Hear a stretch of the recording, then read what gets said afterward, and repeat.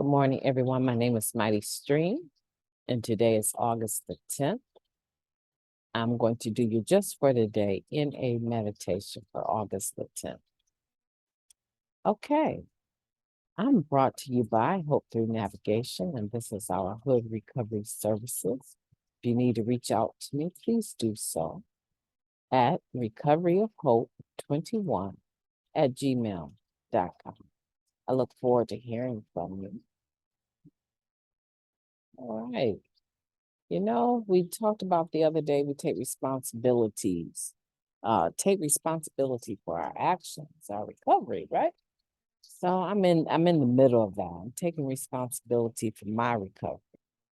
And sometimes that means you have to disconnect from people that are affecting your recovery. And it's not easy.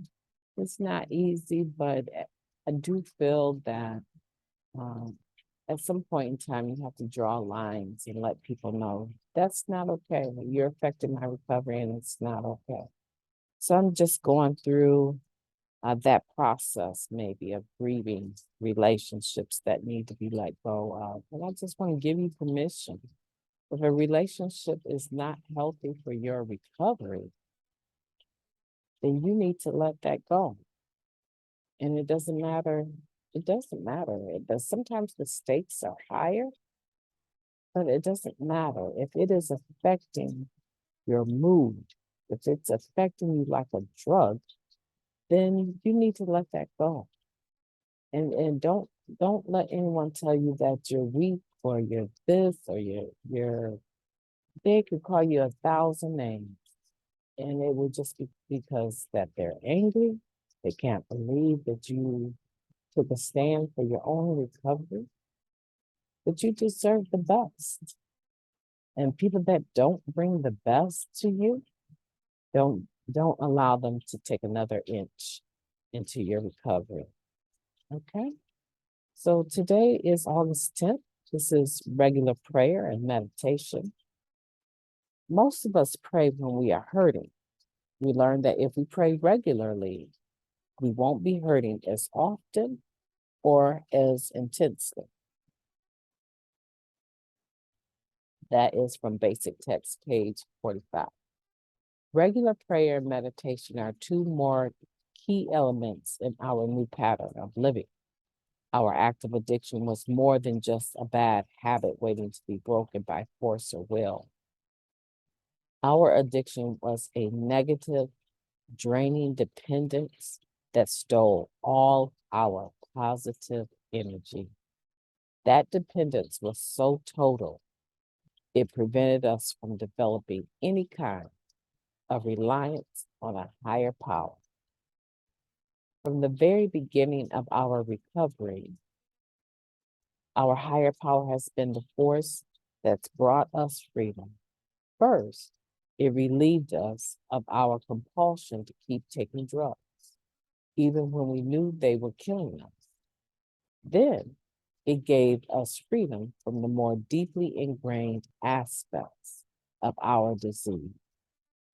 Our higher power gave us the direction, the strength, and the courage to inventory ourselves, to admit out loud to another person what our lives had been like, perhaps for the first time, to begin seeking release from the chronic defects of character underlying our troubles, and at last, to make amends for the wrongs we'd done. The first contact with a higher power and that first freedom has grown into a life full of freedom. We maintain that freedom by maintaining and improving our conscious contact with our higher power through regular prayer and meditation. Just for today, I will make a commitment to include regular prayer and meditation in my new pattern of living. Wow, I enjoy that. I enjoy that. And I think it's true. I think that it's very important that we make room for our better selves. We make room for us to move forward into a more fuller life. We want a life full of freedom, but freedom isn't free, right? We've talked about that before. Freedom is not free. So in order to have that more free lifestyle, in order to have a more full lifestyle, a more pleasurable lifestyle, a more spiritual, that's the word, right? Lifestyle, then that means that we have to make room for it. Today, you're going to make room for all of this to be more prevalent in your life. People should not look at your action, look at your outward lifestyle, and wonder if you're in recovery, right? They should look at your outward proof of who you are on the inside and say that's a spiritual minded person. That's a person of prayer and meditation. It should be evident. It should be evident in how you act. It should be evident in how you talk. Um, the worst thing that could ever happen in a meeting is to have someone who is sharing and expressing themselves openly, but the way that they're sharing challenges people to even listen to them because their mouth, the words they're using, the way that they're carrying themselves is so opposite of recovery. It takes a lot of tolerance to listen to a person that is sharing in such an angry manner that's full of cussing and just, blaming other people. It takes a lot of effort to listen to that. People should not, you can be authentic. If that's who you are, that's fine, right? If that's how you share, that's fine. But if you're still sharing the same way you did when you first got in the rooms, then that should be your indicator that there's some adjustments that we want to make, right? Now, I have times when I go into a meeting and I share in a manner that shows how hurt I am. And I acknowledge that I'm hurt. Like, please don't take this personal. I'm just very hurt and trying to wrap my brain around the situation, but that's not my norm. Like, the way that I shared when I first got here compared to who I am today is a definite difference, right? And all I'm saying is that when we're hurting, sometimes there's a way that we come across. But over time, if you're working the spiritual principles of this program, the way that you express yourself, the way that you carry on your lifestyle, all of these should start showing evidence that you're a person of prayer and meditation, not just a person of those, but regular prayer, a person of regular prayer and meditation, right? So that's what I want for you today. That's what we're going to do. We're going to make room for our better self. And the way that we do that, of course, right, is to do it. There's no messing around with it. We just have to do it, right? These meditations, I think sometimes what people forget, even if you're listening to the podcast, people forget that it's for you. Even in my doing the podcast, it's still for me, right? It's still for me to understand all of this information. And it doesn't take a lot of fanfare to do it, right? It's for me to understand the reading, the meditation.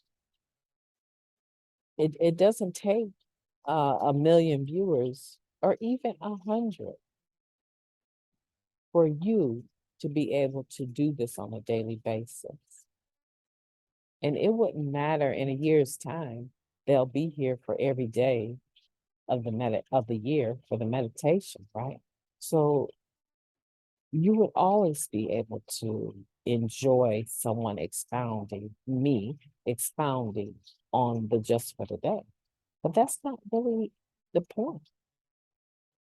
That's icing on the cake.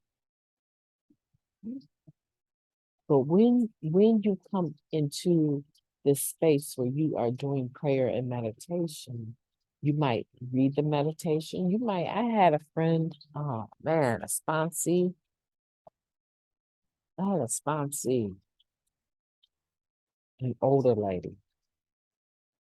She had stacks of meditations. I would say maybe 8. If I said 10, that might be an exaggeration, but the stack of books she had was at least a foot high, at least. And these were meditations that she read every morning, every morning. And I think for me, I really kind of learned the power of just having a meditation book that was, for every day of the year, having that quiet time in the morning. I think I just really kind of learned it from her. She was faithful with, she didn't do anything other than smoke cigarettes and drink coffee and do her meditation first thing in the morning. Didn't engage anyone. That was what she did. It was her time. And this is your time. I mean, I love that you're here, right? But what happens when I'm not here early in the morning? When I'm not here early in the morning, do you not still pull up the meditation yourself and review it? Right? You should get in that habit. Okay, I know MightyStream is a busy lady. A lot of times she likes to have this done by 9 o'clock at the latest. It's 10:20, and she still hasn't loaded her video, so I'm gonna wait for her because I enjoy that process. That's part of what I do. I'd rather do that than watch TV in the morning, right? Or you can still do it when you wake up and have your quiet time. And then now that you've prepared yourself for the meditation, when you come back to it, when my videos are uploaded, then now is the time for you to start reflecting on it on a deeper level. You can get it twice a day. That's what I'm saying. You can get it 3, 4, 5 times a day. I know this guy in recovery, he loves to read. A lot of times he's the only person in the media that's willing to read the literature. People love to listen to him. And he can go from one meeting to the next and read. He can read the long readings for the readings at the beginning of the meeting. It works, right? How it works and the 12 traditions. He's not, he could care less what people think about him. He will read those no matter what meeting he goes to, he has no problem reading. So it's never really too much, right? Because we have 24 hours in a day and we're with our disease 24 hours a day. So make room for regular prayer and meditation. Today, I want for you, when we get done, I want you to set a timer. And as soon as you say the serenity prayer, right? God, grant me the serenity to accept the things I cannot change, the courage to change the things that I can, and the wisdom to know the difference. In the spirit of step 11, show me your will for me and give me the strength and the power to carry it out. Use me as a vessel to serve others. After you say a little short prayer like that, go ahead and set your timer for 5 minutes and just be quiet. Close your eyes, breathe deeply, regular breaths, deep breaths. and watch what things come to your mind. If they appear to be positive and related to a revelation about what you need to do today, accept it. But don't stay there. Right?